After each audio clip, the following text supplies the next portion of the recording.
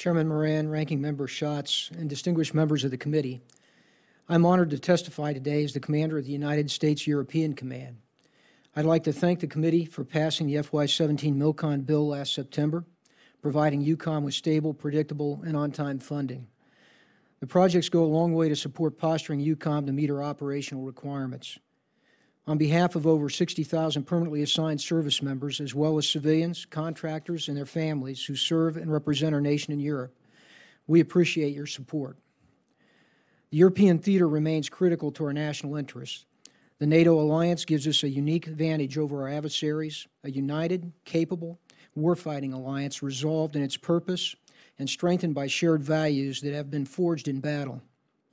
EUCOM's relationship with NATO and with our European partners provides the United States with a network of willing nations who support global operations and secure the international rules-based order.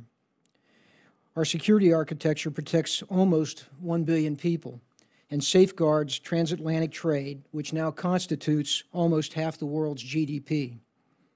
However, this security architecture is being tested, and today we face the most dynamic European strategic environment in recent history.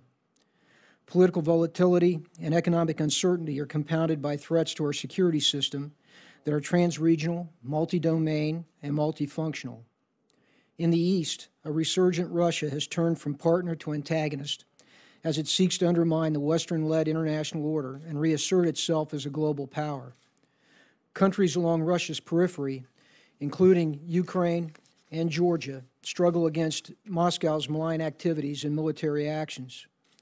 In the southeast, strategic drivers of instability converge on key allies, especially Turkey, which has to simultaneously manage Russia, terrorist and refugee flows. In the south, violent extremists and transnational criminal elements spawn terror and corruption from North Africa to the Middle East, while refugees flee to Europe in search of security and opportunity. And in the high north, Russia is reasserting its military presence and positioning itself for strategic advantage in the Arctic. In response to these challenges, EUCOM has shifted its focus from security cooperation and engagement to deterrence and defense. Accordingly, we are adjusting our plans, our posture, our readiness, so that we remain relevant to the threats we face. In short, we are returning to our historic role as a warfighting command. EUCOM's transition would not be possible without congressional appropriations in support of the European Reassurance Initiative.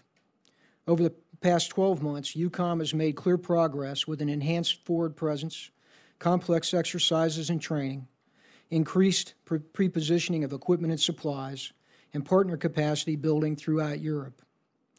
EUCOM's military construction program continues to build on ongoing posture initiatives, infrastructure recapitalization, and the expansion of operational infrastructure.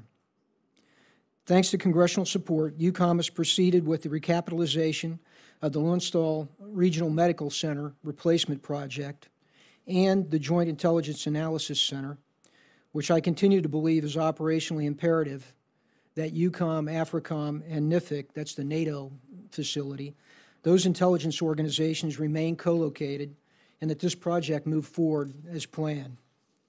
With your continued support, I remain confident that our ability to effect this return to warfighting focus, I remain confident in our ability to effect this return to a warfighting focus. But there is much work to do. Our force posture needs to increase to provide credible deterrence to Russian aggression, and we must have infrastructure to support this increased posture. Significant investments are needed to provide capacity for operations, exercises, training, reception, staging, and pre-positioned assets. The funds provided through ERI have jump-started infrastructure construction, but we must continue to invest in projects required to provide a ready and capable force presence. Accordingly, EUCOM is working with the services and the Office of Secretary of Defense to prepare budget submissions for FY18. Let me conclude by again thanking this committee's members and the staff for their continued appropriations in support of EUCOM. Your support, that of other senior leaders, and above all, the support of our public at home and across Europe are vital to ensuring that we have a ready and a relevant force. This remains a pivotal time for EUCOM as we transition to meet the demands of a dynamic security environment.